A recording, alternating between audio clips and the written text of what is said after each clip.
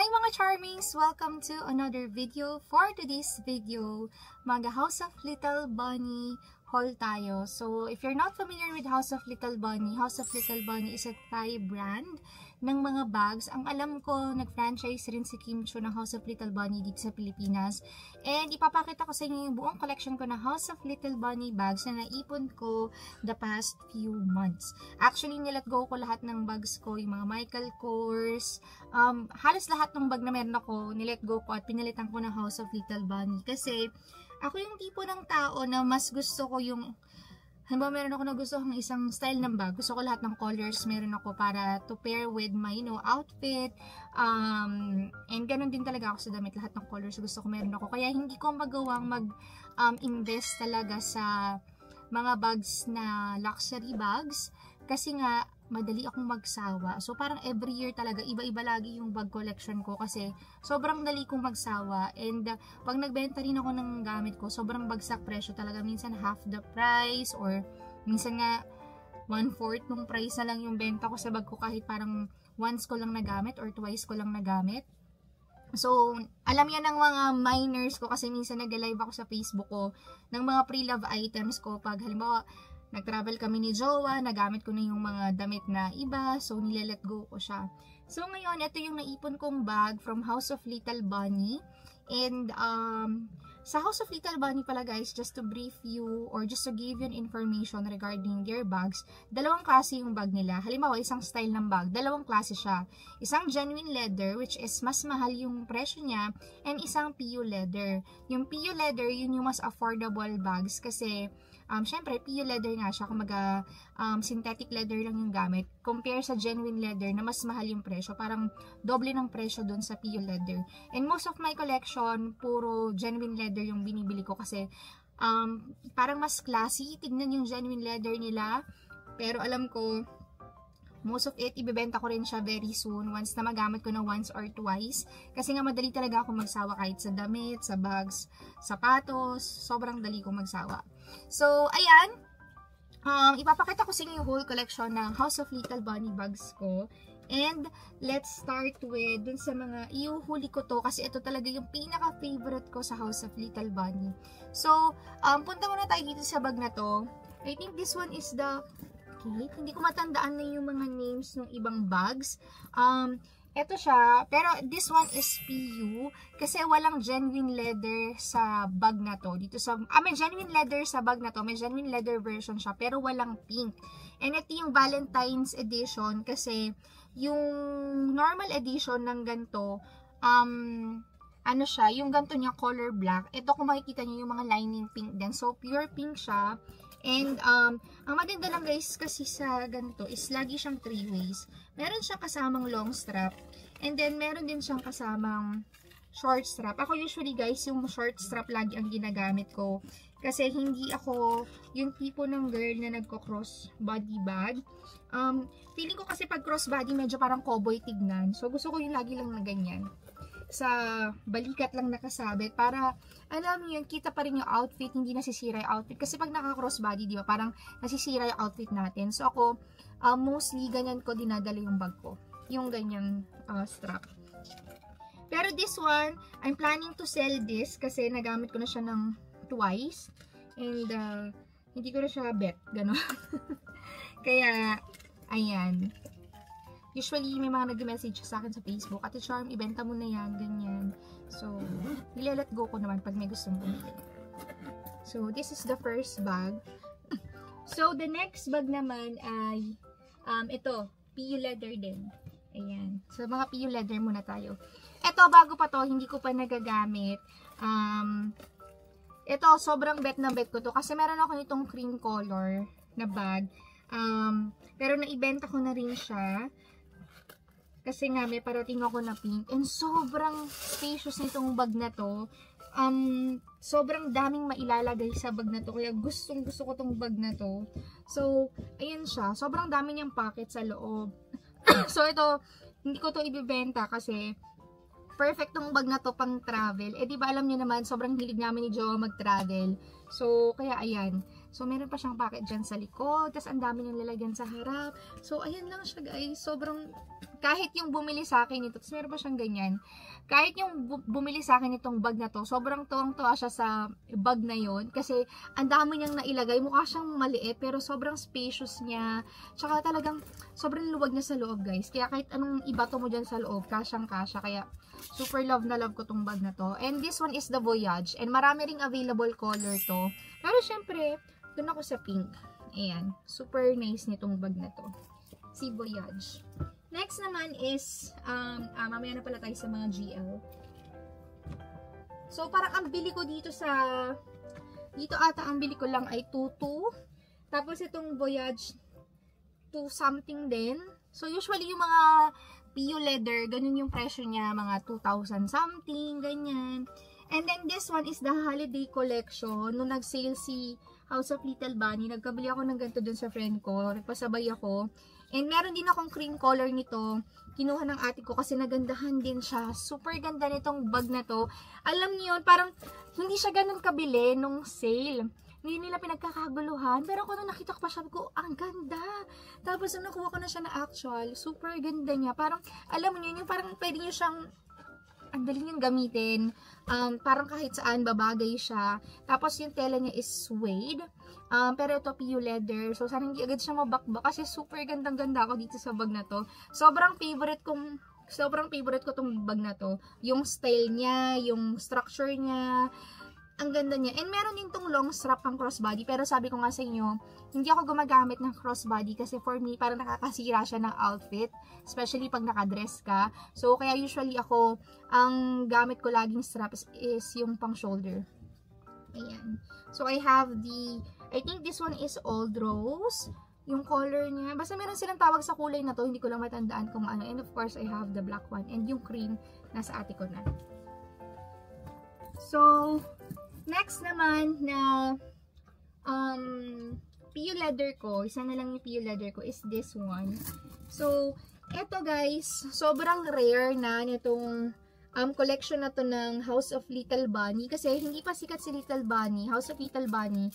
Tsaka nila ni-release tong collection na to sa Thailand. Hindi pa siya ganun kasikat sa Pilipinas. Eh ngayon di ba uso na yung mga BKK pasabay. So ayan siya. Para siyang Chanel inspired. Tapos parang mermaid pink yung kulay niya. Tingnan niyo naman guys kung gaano kaganda. Ayan. Tapos ito yung lock niya. Teka, open ko lang. Ayan. So, kararating lang ito sa akin kahapon. So, PU leather. Sayang walang genuine leather nito. Ayan. Pero, pwede na rin naman kasi maganda naman yung pagkakagawa. Ang ganda ng color. Hindi ako pa ng chain sa bags kasi masakit siya sa braso lalo na pag marami ng laman. Pero, buti na lang guys, makapal yung chain nito. So, hindi masyadong ramdam. Ayan siya. Super nice. Ang ganda. I love this bag. Ayan. Next naman, ito, isa rin to sa mga sikat ni House of Little Bunny na bags. Kasi, super cute niya. Hindi ko alam kung Bunny Boo or Jolly Bunny ang pangalan nito. Kasi ang daming pare-pares na style ng House of Little Bunny na bag. So, minsan nakakalito ko ano na talagang pangalan ng bag. This one is a genuine leather. Nagkaroon din ako ng truffle color nito pero binenta ko na kasi nagamit ko na siya sa Japan ko nga ba ginamit yun. Pero ayun, tapos naibenta ko na siya sa live ko nung nakaraan. Actually guys, hindi ako nagla-live ng mga brand new. Mostly lang binilive ko is pre-love ko talaga na nagamit ko sa travel. Para lang magkaroon ulit ng space sa closet ko. Ayan siya. Super ganda guys kasi sobrang dami rin niyang pocket. So, ito, super cute niya. Ayan. So, meron din tong long strap. Pero, syempre, hindi ko nga ginagamit yung long strap kasi hindi nga ako mahilig sa crossbody. So, ganda na structure niya. Maluwag din yung loob niya. Marami ka rin talagang malalagay kasi nga, ang dami niyang pockets. And this one, ang mga genuine leather guys na bag, yung mga susunod na, ang mga presyo nito ay 5,000 and above. 5,000 to 6,000. Ganun yung mga presyo. So, ayan. So, next bag. Ito na lang muna. Ito. This one is Harmony. Harmony nga ba to? Ay, hindi. Ito pala yung Harmony. Ano pangalan nitong bag na to? Kalimutan ko. Kalimutan ko yung pangalan ng bag. So, Momentum. Mini Momentum. Ayan. So, ito yung short strap. Long strap ang nakalagay dito kasi tiniray ko kung ano itsura ng long strap. Pero usually, short strap talaga yung gamit ko. Kaya ikabit natin yung short strap para makita nyo. Tapos papatanggal ko ka yung long strap kasi ayoko ng long strap. Pasensya na po kung may maingay. Si Peanut at Butter yun at may ginagawa rin po sa bahay namin. Ayan. So, this is the Mini Momentum Croc. So, genuine leather din siya. Tapos, crocodile skin po ito. Ayan. Super ganda nito. Actually, meron ako nito nung parang tan, truffle, yung Destiny color, tsaka tong black. Pero, yung Destiny niregalo ko sa friend ko, yung tan, nabenta ko, pati yung nude nabenta ko na rin. So, ayan. Super ganda.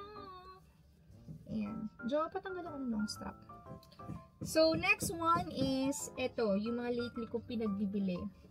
So, this one is a genuine leather. Yung iba dito, guys, parang, hindi naman siya totally pre-love. Parang mayroong mga collector na binili to before, tapos, nag-let go na. So, nabili ko siya.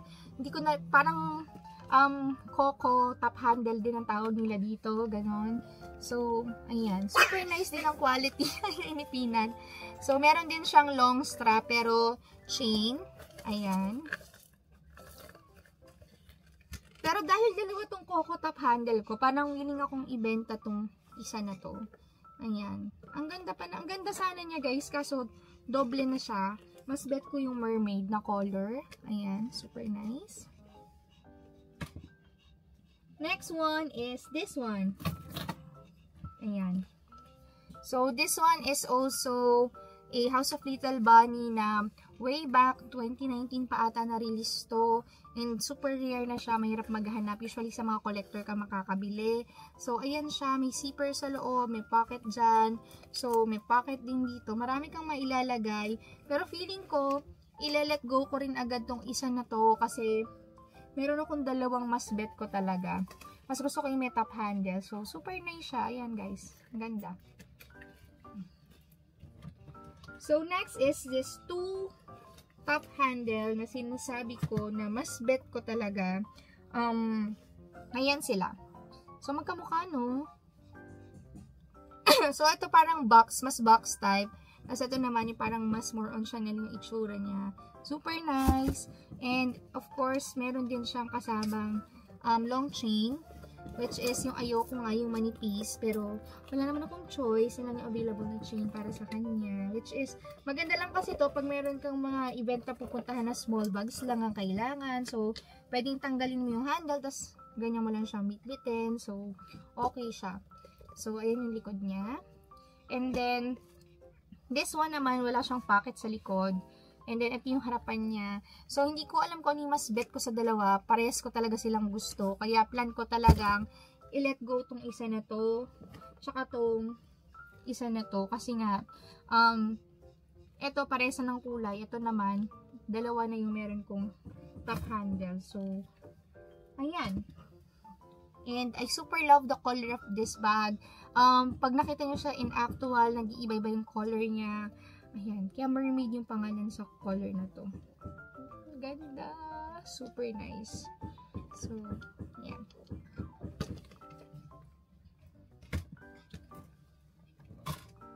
Next naman is, punta na tayo sa favorite bags ko. So, as you can see here sa collection ko, pare-parehas yan. Mula dito sa unahan hanggang doon. Kasi, ito talaga yung House of Little Bunny bags na super na in love ako sa House of Little Bunny dahil sa bag na to. And, kaya kung makikita nyo, lahat ng colors meron ako. Meron akong dalawa pang paparating, light, very, very light pink, tsaka yung color butter, yung color yellow. Wala pa siya dito kasi nga naghigpit ang customs ngayon sa mga items na galing Bangkok. So, yung February box na order ko sa mga BKK pa sabay na hold. Eh, baka 6 months pa siya ma-release. Kasi ngayong issue ngayon sa Thailand na mga dumarating sa Pinas, kaya nagtatagal. So, kaya I decided to film na this video kahit wala pa yung 2 items kasi naiinip na ako. So, ayan, simulan natin. And this one is the Harmony Genuine Leather. Meron din PU version nito. Pero pag PU kasi yung version ng ganyan nyo is batik-batik yung leather.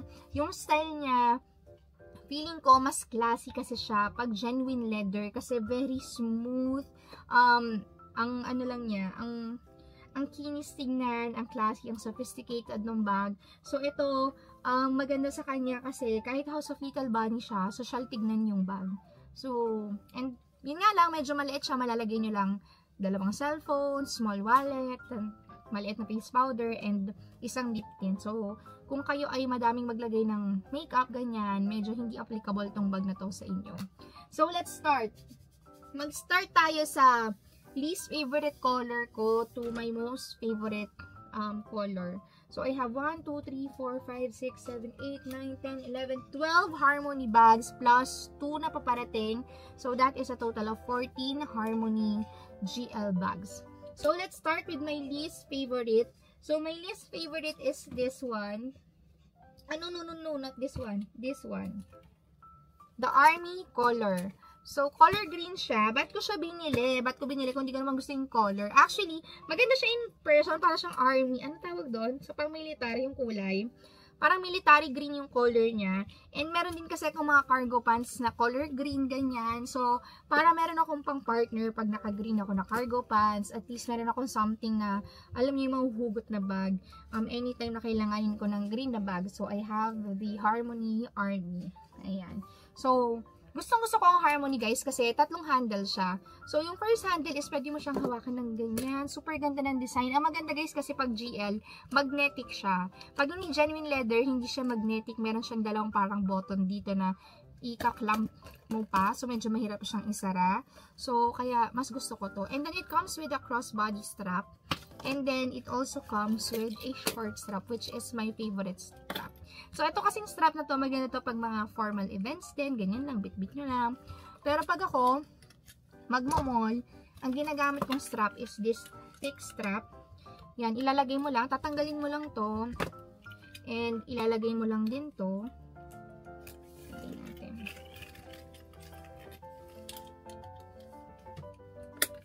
Ayan na siya. Kita nyo guys, nagtatransform yung itsura ng bag. And ayan na siya, pag bit-bit-bit mo. Ang ganda, diba? Super nice ng bag. So, ayan. Yung Harmony, usually, ang presyo nitong GL ay nasa 5.5, 5.6. Pero pag sale, yung iba dito nakuha ko ng sale, nasa 3.8 lang siya, ganun. So, maganda, tsempo kayo na sale yung bag para mas mura yung mabili. Yun nga lang, pag sale usually, out of stock naman at sold out lagi si Harmony kasi nga, ang ganda talaga niya. So, ito yung green. And then, next color naman is etong blue. Actually, super ganda niya in person. Pero, syempre, mas gusto ko yung mga parang mga kulay na madaling ternuhan. Pero, ayun nga, I can't say no to this blue. Kasi parang pag nakita mo siya, parang ang social lang pagka-blue niya. No? Ang ganda ng pagka-blue niya, guys. Hindi ako mahilig sa color blue. Pero, nung nakita ko yung pagka-blue nito, ang ganda niya. Super ganda. And ayan siya. Tingnan niyo naman kung gaano ka-smooth yung leather niya. Ayan. So, super nice. And it comes with box and dust bag. Pero yung mga box ko, pinagtatapon ko na. Ayan. Ang nice ng blue. And then the next color that I don't like, is a purple one. Actually, maganda lahat ng color. Kaso nga, syempre, kung i-rank ko to, kailangan ko siyang i-rank. Ayan. Ito yung pang number 9 ko. Color ube. Ang ganda niya guys in person. Super ganda talaga. Lahat sila gusto ko. Pero yung ranking lang ng colors to. So, Harmony na color violet. Ayan. And then the next naman na color is this caramel. Ayan. So, maganda rin to guys kasi pwede mo siyang iterno sa lahat. Pero meron kasi kung mas lighter dito. So, ayan. Actually, ang ganda niya eh. Ganda rin niya talaga oh. Kaya ang hirap pamili guys ng color ng Harmony kasi lahat ng color ng Harmony ang gaganda. Maganda kasi yung design. Ang ganda kasi talaga ng design. Kahit si Jowa, gandang-ganda sa design ng bag na to. Kasi parang ang social, no? Ang social talaga. Simple lang, pero sobrang social nung bag na to. Actually, isa lang ang color na wala ako. Yung mandarin, yung color orange. Kasi feeling ko, hindi ko talaga magagamit yung mandarin. Kasi sobrang ano talaga siya. As in, orange na ponkan. Ganun yung color niya. Ayan. And then, next naman is, ayan, medyo mahirap nang mamili, no? Sa mga kulay. Let's go with the light blue. Ito nga lang medyo may, ano, medyo may, ano dito, parang sulat or bakat. Pero, ubusan kasi nung time na nilabas to kasi kasama to sa limited edition color. Ayan, this one is the powder blue. O, powder blue nga ata to. Super ganda niya, guys. Pero sa akin kasi hindi ako ganun kahilig sa blue. Kaya, ayan. Ganda, diba? Actually, parang mas okay nga to kaso medyo mahirap ternuhan na color. Kaya, ito, medyo mas madali kasi very light lang siya. Ayan. Sabi ko nyo, super ganda talaga nitong Harmony bag. So, kung gusto nyo mag-try ng House of Little Bunny bags, try nyo ang Harmony GL. Genuine leather. Go with the genuine leather, please. Kahit, kung mag-add lang kayo ng half ng presyo niya, pero worth it talaga siya compare sa PU. Ang dami rin akong nababasa na meron silang genuine leather and meron silang PU. Mas prefer nila yung genuine leather kasi super ganda ng quality ng genuine leather. As in, social talaga yung genuine leather. So, the next color naman is this one. So, parang magkalapit yung kulay, no? Ayan. Pero sa video, ayan, kita nyo naman pala. So, this one is the powder blue and this one is the gray. Ito naman yung gray. So, kumuha ko ng gray para, syempre, mas madali siyang ternuhan. Ayan. Ang ganda. Sobrang smooth niya, guys, pag hinawakan. Super patay na patay ako sa bags na to. Ang ganda-ganda kasi. And then, oh my God. Nalaglag. Next. Ito medyo mahirap nang mamili. Next is the truffle. Actually, pangalawang truffle ko na to. Ginamit ko sa Singapore yung ganito ko na truffle. Tapos sabi ko, sige, let go ko na. Kasi ang dami ko ng picture ng truffle na color. Marami pa naman akong House of Little Bunny na Harmony. Pero lagi ko siyang naisip na bakit ko siya binenta. Nagsisi talaga ako. Kaya bumili ulit ako ng truffle. So, ang color nito, guys, parang pinaghalong army green na pinaghalong brown. So, sobrang hirap i-identify ng color nila. Parang, ito ay truffle or tantaupe. Yun yung pangalan niya sa House of Little Bunny. So, super ganda ng kulay na to. That's why, talagang bumili ulit ako ng ganitong color. Kasi parang hindi ko kaya na wala siya sa collection ko. And, ayun nga, napaka-versatile din ng color niya. Kasi, kahit saan, pwede mo rin siyang iterno. Ayan. Ganda. And then, next is this clay. Si color clay. So, kung mapapansin nyo, ito si clay, ito si caramel, and ito si tantaupe. So, natatawa si Jowa kasi magkakamukha. So, ayan si clay. Syempre, mas kailangan ko ng lighter version. Para pag ang mga suot ko naman ay, you know, natatawa si Jowa. Para pag, ayan, sa mga nagtatanong pala, yes, kasal na po kami ni Jowa. 1 year na. Ayan siya. So, light brown siya, na parang nag-nude na yung color. Ayan. Super nice. Ano yun? Ewan ko sa'yo. Magkamukha ba? Malayo. So, let's proceed to this. Pwede bang tayo silang apat? Hindi ako makapili. Okay. Eto, pink. So, this one is the candy. Oo, candy to. Si candy. Si candy, ayan siya. Actually, eto kasi more on cool tone yung pagka-pink niya. Titignan ko kung ano yung pangalan ng isang pink. Kasi, yun talaga isang, meron akong powder pink, mas lighter dito. Just to make sure lang na tama yung color na pinag-mention ko. Okay. Candy. Ayan, siya si Candy. Pero minsan baby pink ang tawag nila dito. Ayan. Super light pink siya na baby pink na parang full tone na pink. Ayan. Super ganda, super nice. And hindi ko pa nagagamit to. Ayan. Nag-aantay pa ako ng date na magagamit ko siya. Or travel. Na pwede ko siyang dalhin. Super nice. Ganda. And then the next one is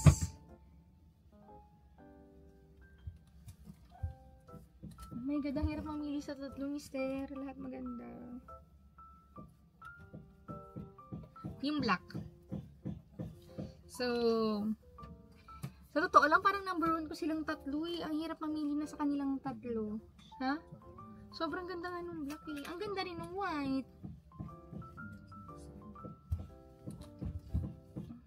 Ito na lang. Ito yung number 3 ko.